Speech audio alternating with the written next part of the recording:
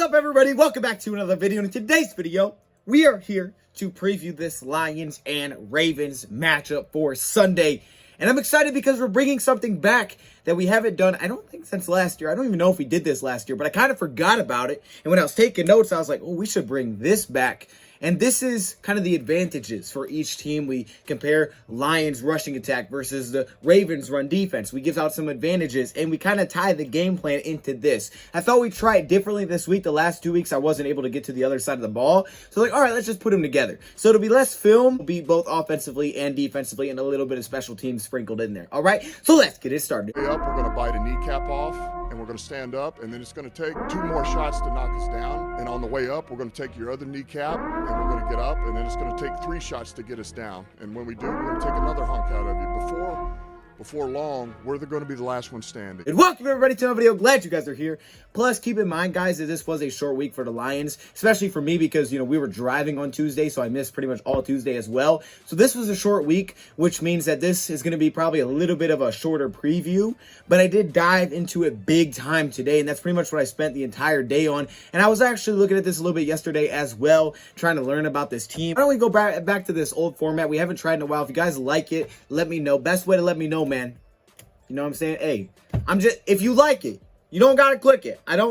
It's up to you. But if you like it, that makes sense to, I thought I'd try that. All right. However, I want to dive right into this, man. I'm going to try to keep this kind of short and sweet, but every time I say that, that's never the case. But we're going to dive into about 5 categories here, and we compare the Lions to the Ravens. Now, keep in mind, when I say a team has the advantage, doesn't necessarily mean that that unit will play better. It's just who I think has the advantage based on what I've seen, based on paper, statistics, and a guy shows out that maybe you didn't expect, or a team makes some mistakes, and obviously this can completely change. But this is just the way to do it. Plus, the team that I give more advantages to doesn't necessarily mean I'm predicting them to win either. If you have one advantage over the other team, but it was such a big advantage that you have in this one specific category, it's enough to make you win.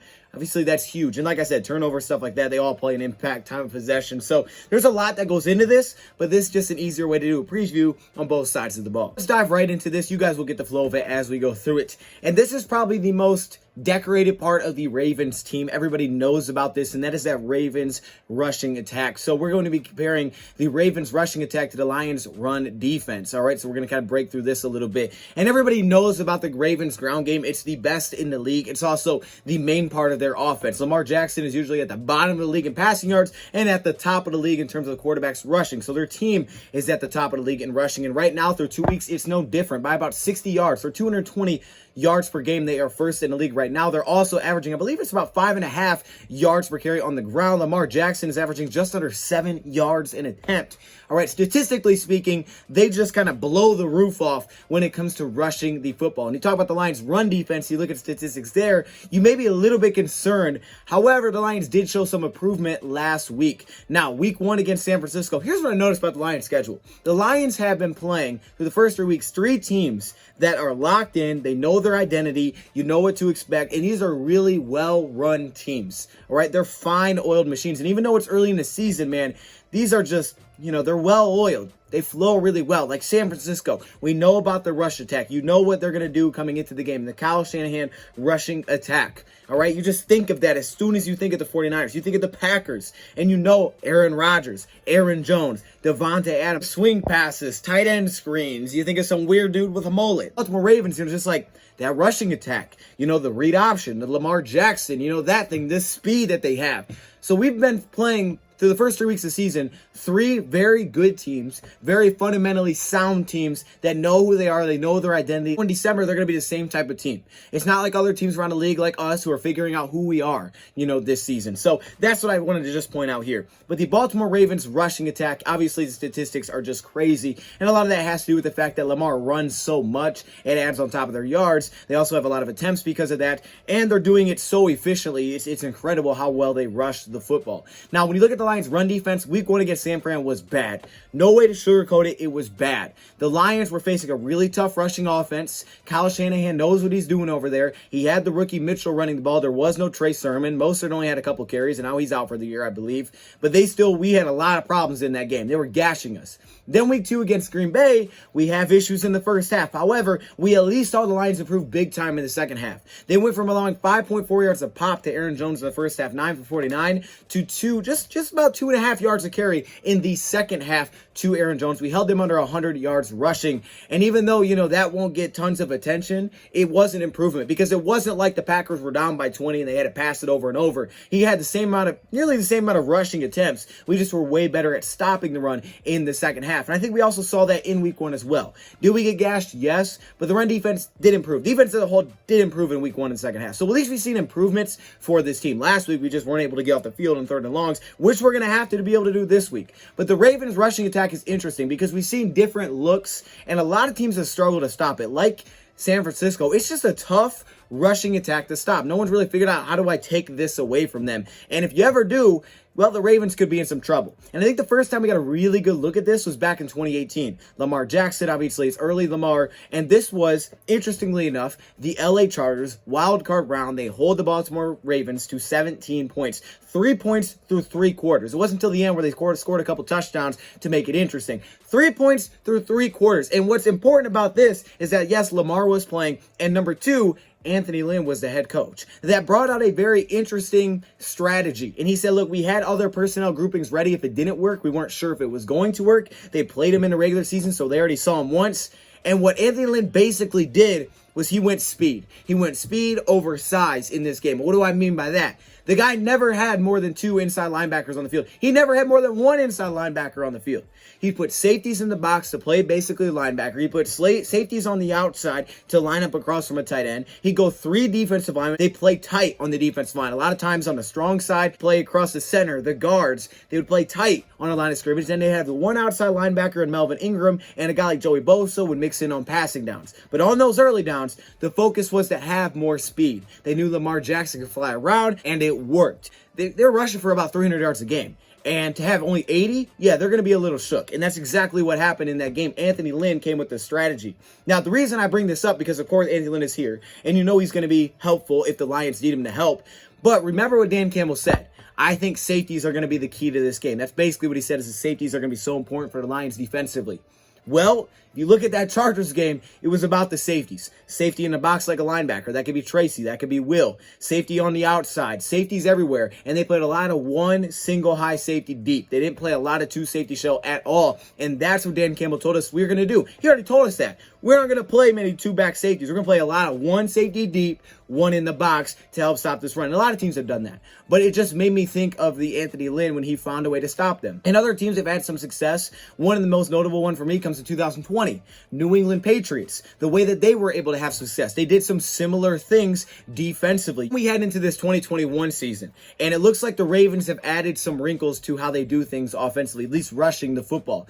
Okay, they were a team, we've seen them run out of pistol a ton. And what's nice about the pistol, we've talked about it this offseason, it's one of those spots where you can still run downhill, but you also don't have to be under center. And because it's out of the pistol, it gives them the read option element as well. We saw that a ton through the first 2 weeks. It makes Lamar Jackson a very big threat. Outside linebacker, you got to be so disciplined because he can fake it, and he can take off, or he can hand it off. And like Campbell said, we want to make them hand the football off. We don't want Lamar Jackson getting to the outside. So I can bet you these outside linebackers, these defensive ends are being taught contain, contain, contain. Force everything back to the middle of the field. I'm assuming that's what's being said here. And there's a couple ways to play this. But looking at how the Ravens have been doing things so far this season, pulling guards, being way more downhill through these first 2 weeks. Yes, they get things to the outside, they do, but pulling guards downhill. You look at their offensive line, are missing their star left tackle for this game, so we know they moved Villanueva to the left side, and he looked much better there at week 2. Patrick at right tackle. At left guard, they have Ben Powers, and they have Cleveland kind of mixing in.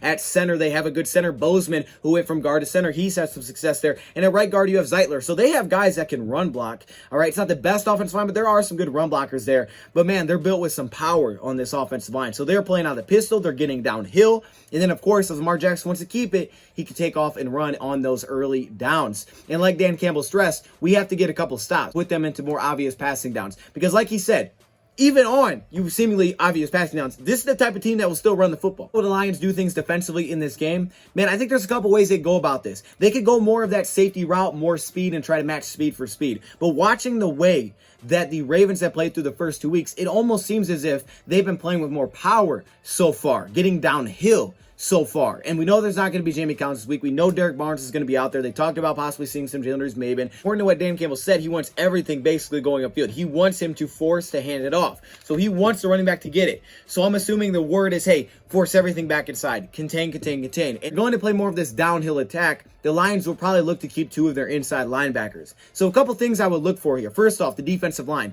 On base downs, I expect to see a lot of Michael Brockers. If he's healthy, he should be out there playing. That'd be huge. We could see a solid dose of John Pennicini in this game and also Levi mixing into that role. I think they're going to want their best run defenders on the field. Again, the Lions that have a safety consistently in the box to help against this run defense. Tracy Walker was outstanding, I thought, last week against stopping the run. His run defense, they showed improvements. I think this defensive line is key because even looking at the Chargers game, their front four had to win. They had to win. They had to win battles. And I think we do have good defensive linemen. It's where we've invested, and we want our linebackers to get downhill. The Ravens are all about playing the numbers game, and that's what you see here. Watch their tight end. So the strong side is to the right side. You can see the defensive line is leaned that way, but then you get this motion, and they snap it early in the motion. The defense doesn't have time to adjust and communicate, and all of a sudden there's a hole on the left side with a lead blocker, and he's got a lot of space. Good job forcing the handoff here and getting upfield to make a tackle after about 5 yards, but it's all about numbers for the Ravens, and they do a great job of this. It's plays like this where you have to be super disciplined as this defensive end or the outside linebacker. Here it's Frank Clark,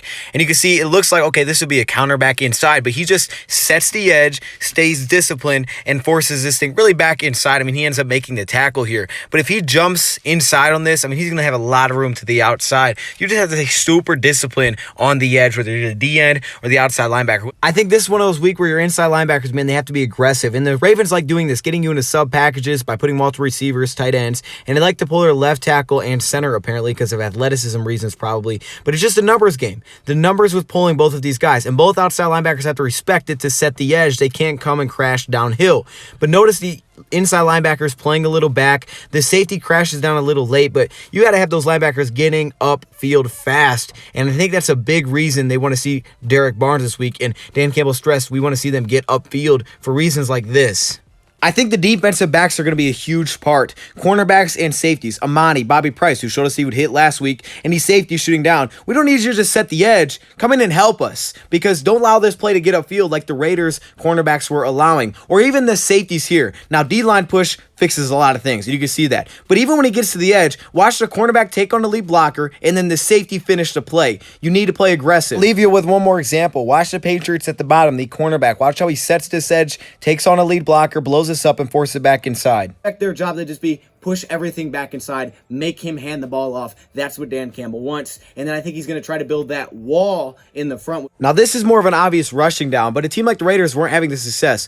Watch the interior of this defensive line. They're going to double team block in the inside a ton. Look how low he gets. You got to be the lowest man and just build this wall. Don't allow them to move to the second level with these linebackers. If defensive linemen get past the offensive line, then it doesn't allow the offensive line to get to the second level to pick up these linebackers. They are more clean, and they can make plays like this. And again, the safety shooting down helps. Barnes shined against San Francisco, showing that discipline and also change direction ability that Jamie Collins just did not show. So I think that's what to expect from this. It's going to be an absolute challenge. If you can stop the run, you beat this team. To me, it's as simple as that. But the thing is, people don't stop this run. You don't stop this team's rushing attack. You just got to get a couple of negative plays. Maybe you force some fumbles. Teams were doing that against them. But who has the advantage in this area? To me, it's hands down the Ravens. I think the Lions could have some interesting things out here. This season, the way the Ravens have been attacking downhill, neither of the first two teams were able to stop it. They also had Chris Jones at defensive end. Cannot find a way for me to say, yeah, I'll give this to the Lions. Definitely, this is the Ravens' biggest strength, and they get the advantage in this category. That moves me to the Ravens' passing attack against this Lions pass defense. And the Lions have dealt with some injuries here, of course. You know, the cornerback position looks like Bobby Price is going to get the heads up this week. We could see a little bit of Darryl Worley, possibly. We do have that guy named A.J. Parker, who's apparently one of the best cornerbacks in football so far with the role they've been giving him. And Amani, who I thought bounced back a little bit, aside from a couple of flags last week. Hard without all 22 to really judge how well we're playing in the back end. But there are a couple of things that I think you have to look out for, specifically with this team. First off, there's about three weapons that Lamar Jackson is going to throw to consistently. Number one is Marquis Brown. We've talked about it all week. He is the guy when you talk about this Ravens offense. It's Marquis Brown. The speed, the ability to make something after the catch. He is a favorite target for Lamar Jackson. He's leading the team in receptions with 12. Second, Mark Andrews, one of the top tight ends of football. He likes to throw it to Mark Andrews. It's usually an easy pass, usually something over the middle, nothing crazy. It's a reliable weapon for him, and he can do some things after the grab on screens. And finally, you have to look at Sammy Watkins, because he's another guy. They'll get in the inside. He's just been a reliable target. He also has 8 receptions right there with Mark Andrews. Those are the 3 guys to watch.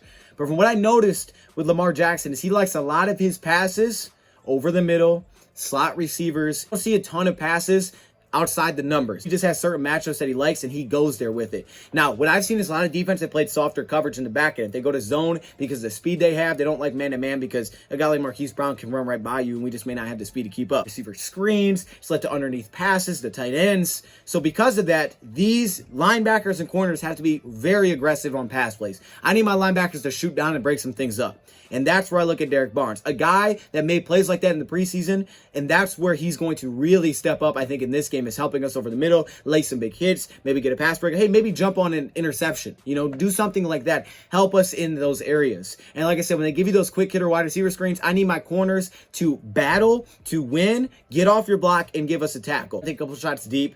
But honestly, Lamar Jackson's arm doesn't scare me a ton. It scares me when he gets outside the pocket. Keep him in the pocket. You're going to have your best shot there. But his arm doesn't scare me on its own. He'll make some very questionable passes. He will force some passes because there are key targets that he locks into. So those slots, those tight ends in the inside, those are my focus for this game. He's going to give you some opportunities, potentially get some interceptions. You really have to get this team into obvious pass downs. You can do that, you're going to have a good shot. But again, then it comes to containing Lamar, because once he gets outside the pocket, things break down and guys get open. Now, when he gets outside the pocket, he does like to run. Now, we didn't see as many situations like this in Week 2 against the Chiefs since they've made the tackle switch in Week 1 where Max Crosby is really killing the right side of the offensive line. However, the Detroit Lions do have some good pass rushers, we know that, but there's a situation like this. Obvious passing down, you have to throw it. The guys can pin their ears back and go. When it's early downs, even if it's like a 3rd and 7, you don't know if they're running it or passing it, so it makes it tough for these pass rushers because they're set to contain. Tell your defensive ends to contain, all right? I saw too many teams, they get sucked in, and then all of a sudden he just runs around the outside. If you're not going to sit a spy up like a Derek Barnes to just have him follow him around the whole play, and I'm cool if they do that, then you got to have your defensive linemen contain the pocket. Teams have had their most success blitzing Lamar in man coverage in terms of passing the football. The issue is that if you're in man coverage and you blitz and he escapes, everybody's got their back turned to the football. So when you're blitzing, you have no safety help, everybody's got their back turned, and you're one-on-one across the field. You're waiting for a big play to happen. So you need your defense line to fill their lanes. Get in situations where they want to blitz Lamar Jackson. Remember, they did move around their offense line. It was much better in Week 2. One of the best spots I like to blitz him is from the cornerback position because, one, he can't see it coming, but two, can also help against the run. When they run the football, they do that read option to get to the outside. A cornerback blitz can help and blow things up in the backfield. Blitz in zone coverage, you better get home pretty fast because they do a lot of quick things and they have a lot of quick reads open, which is why there's so many issues blitzing and dropping into a zone against the Ravens. But if you do it in man coverage, again, there's that risk reward. The good reward is, yeah, everybody's manned up. If you get there, he doesn't have that quick read to go to, so you can make some plays on him. I mean, these are kind of the normal principles. If you're going to blitz, you got to get home. And that's what happens here. They like to be aggressive on the outside at their cornerbacks, and that's what Dan Campbell has talked about, challenging receivers. But if you're going to do this, and I don't know if the Lions will that often, but if you're going to do it, got to get home because things like this happen. However, if he does escape, now you have a ton of room for Lamar to run wild. Player to me to watch in this area will be A.J. Parker. He's going to have a lot of those slot responsibilities. He's probably going to have Marquis Brown a ton.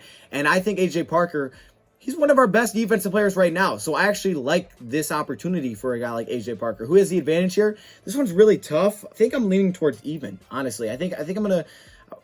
I can't give the Lions the advantage with the injuries we have. At the same time, the Ravens' pass stat doesn't necessarily scare me as much as Lamar's legs do when he gets outside of the pocket, and then he can make something happen after that because he does have a big arm. So you could say Ravens slightly or go even on this one. That moves us on to the Lions when they have the ball. Let's start off with the Lions' passing attack against this passing defense for the Ravens. Now, Lions' passing attack has had a lot of success. Jared Goff has actually looked pretty darn good so far when we've had the ball, when he's not turned it over because the fumbles killed us. But he's been able to throw, and last week, man, he really settled in, it seemed. Where do you attack this defense? Look, first off, their secondary is getting healthy, and that's great news for them, not great news for us. Tavon Young, you have a Marlon Humphrey, right? You have a guy like Jimmy Smith who looks like he's a play. You're getting your guy Deshaun back in the secondary. Your secondary is getting healthy. But there's a couple spots where I saw teams have success. First off, the tight end position. It seems obvious. Oh, it's Hawk, of course. But Kelsey and Waller both 8. And those are 2 good tight ends. Literally, the Raiders seem to force feed the heck out of this guy. It seemed like almost every pass in the first quarter was going to Darren Waller. I don't think we're going to force feed him like that.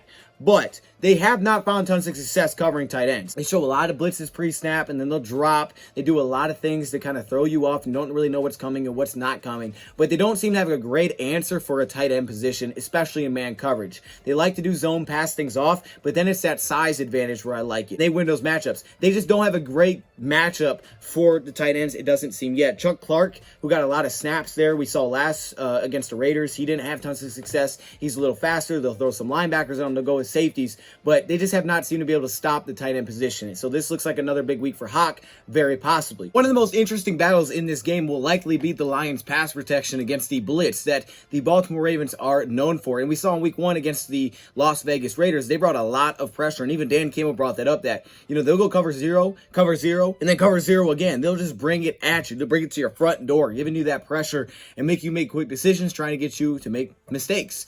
We saw that in week 1, but then in week 2 against the Chiefs, we rarely saw them blitz. And when you look at the track record of Patrick Mahomes against the Baltimore Ravens, when the Ravens blitz him, statistically, they don't have a lot of success blitzing Patrick Mahomes. Their offensive line's ability to pick up the blitz, pair that with good quarterback play, and the receivers are, they're kind of speaking the same language as the quarterback. They pick it up, and they've just taken advantage of. The background of the Ravens is to get after you, is to blitz you, and try to make you uncomfortable. And when you think about Jared Goff, I think a lot of times you think about the struggles that he's had, and specifically, you look at that Week 8 game against Miami where they went cover zero extremely heavy, and he struggled big time. They were 1-4 at one point when teams were blitzing him over 20 times a game. But that's when the Rams, they went into practice and they focused on that. What we've seen through 2 weeks now of this season is we've seen success against the blitz. First off, credit to the offensive line. Our ability to block one-on-one is pretty darn good. Really, from the left tackle to the right guard, we are pretty darn reliable. Now, Matt Nelson has had an up and down reps. He's had some good ones and he's had some bad ones as well. Jonah Jackson's been a little bit on and off here and there, but for the most part, we've been pretty successful at protecting 5-on-5. So that's been huge. And we saw Green Bay early. They were trying to throw it at us, and they weren't having any successes. They couldn't get any kind of pressure on 3rd and 1. We hit Cephas deep. 5-man rushes. They weren't getting any kind of pressure on the Lions. Plus, you throw in the fact that our running backs pass protection, like guys like Jamal Williams and how well they do it, that's been huge. But Jared Goff definitely seems much more comfortable in these situations. We've seen it through the first 2 weeks. His ability to take what's there, recognize the blitz, and stay comfortable in the pocket while making the right decision. The work that he's put into this area. And remember, then it's all about the pass protection, the blitz pickups before the snap, trying to decipher who could be coming, because the Ravens, they'll do it almost every play and you don't really know who is coming. And the Lions coaching staff has given credit to Jared Goff for being good at is picking up some of those blitz protections. The Ravens are missing a lot of front 7 players in this game, from the defensive line to the outside linebacker position, guys like Houston, Williams, Justin. There's a lot of players that are missing in that area, so they're going to be losing some of those top pass rushers and guys that can help.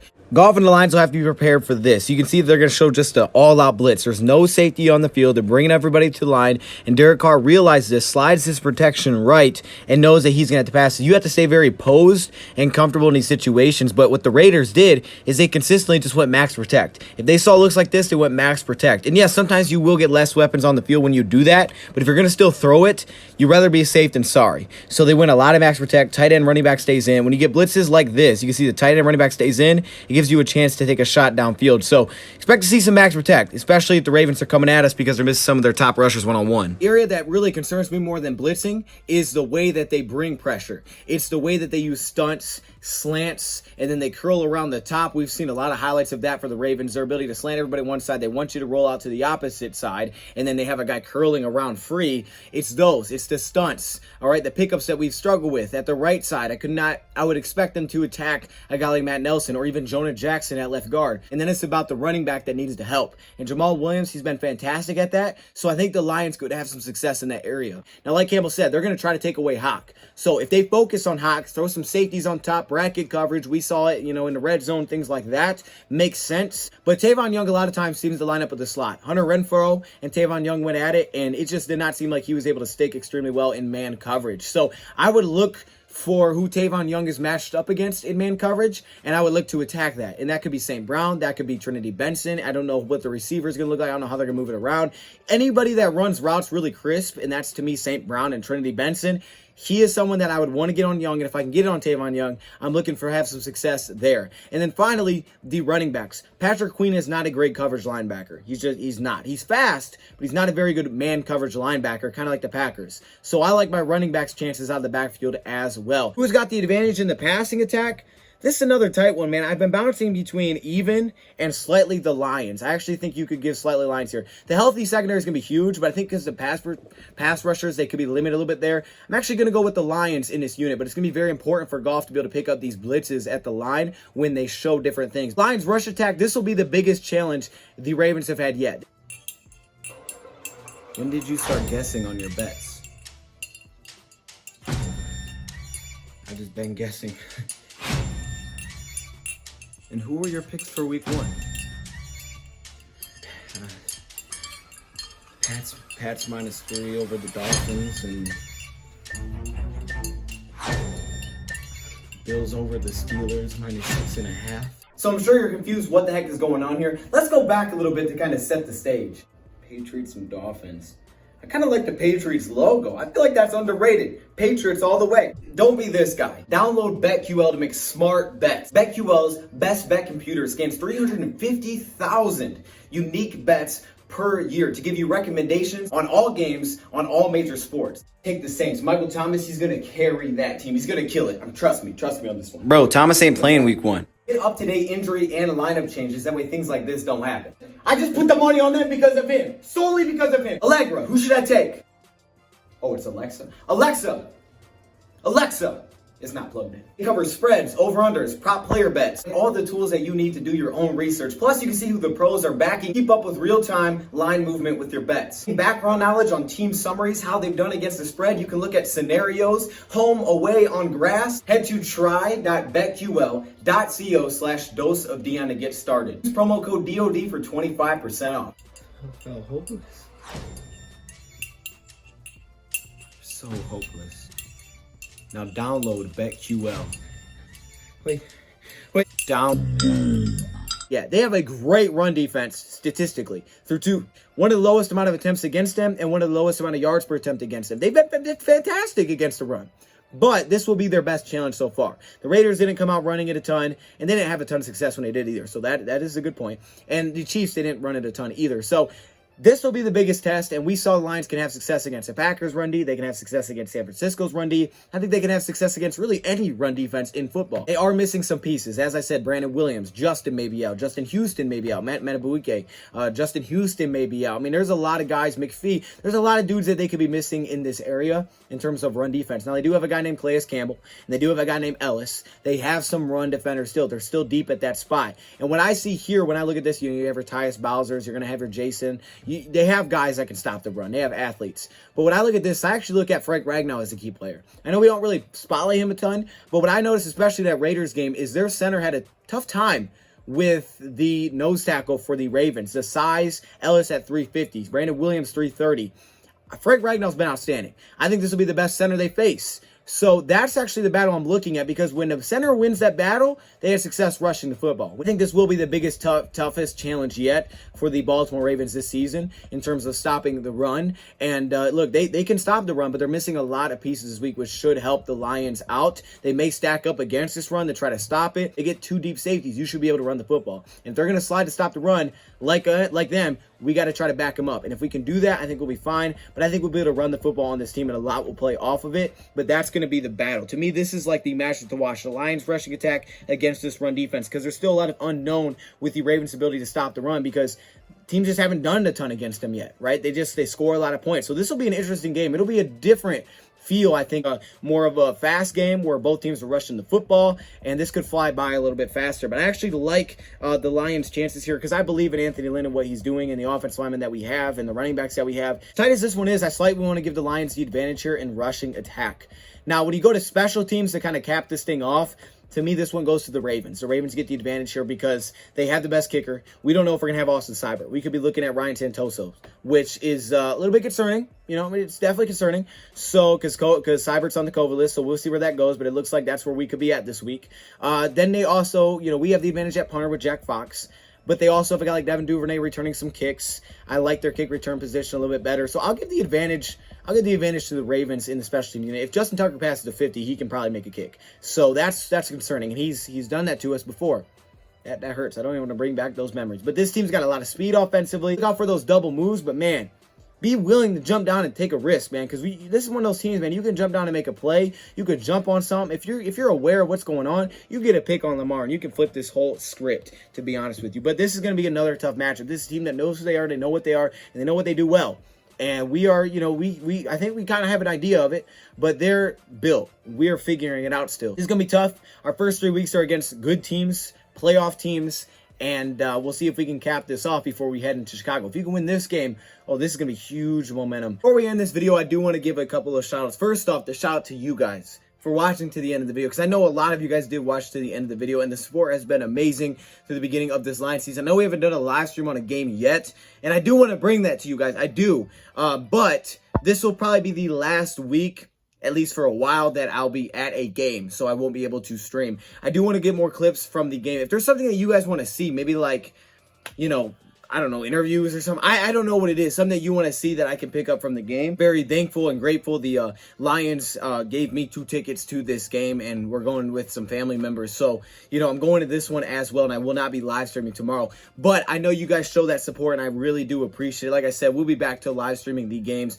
very soon. I look forward to doing those. So it's not like I don't want to do them. It's just that we've had opportunities to go for these first 3 weeks. So it's like you really want to do it because it is a short season. So we're going to do, we're going to be doing a 2-ticket giveaway to a Lions game at home. I can't guarantee I'll be at this game, but I will be giving 2 tickets away for this. Just appreciation for you guys, because like I said, these tickets that I was given is really because of you guys that got me to this level. So I'll be doing a 2-ticket giveaway, and here's how you will get into this giveaway, okay? Number 1, you got to be subscribed, all right? Subscribed first. That's the first thing. If you're not subscribed, you can't get in the giveaway. And number 2, to subscribe to my other channel, DoseOfDion Gaming. I know there hasn't been a lot of content over there recently, but this just, this just puts you into it. So subscribe to DoseOfDion Gaming, subscribe to this channel, comment below done, and you're in. You're in. It's as simple as that. And I know I can't always check who actually did it, but do it. It's cool. That way you can get some tickets and get yourself in the draw. Cincinnati Bengals game. The winner will be announced probably somewhere at the middle of next week. This week is just too close, and I don't want to make it so anybody's rushing. So the Cincinnati Bengals game, I'll be giving away 2 tickets to that game. The winner will be announced at the middle of this week. Okay. So again, that's how you enter. Comment below done when you're done, and you will be thrown into the drawing, which will be announced probably sometime in the middle of this next week. All right. And also, I know y'all watching to the end of this video. I mean, it really does truly mean a lot. I appreciate it. The support is amazing. And just the support, we have the support from BetQL. We appreciate them, man. They help this channel a ton. Always, link is in the description, 25% off. I think they can help you guys as well. If you do like sports betting, if you guys want to help, want some help beating your sportsbook, BetQL is here to help for sure. I do see your guys' comments, so I appreciate it. And until next time, thank you, Prime, for watching, and I'm out.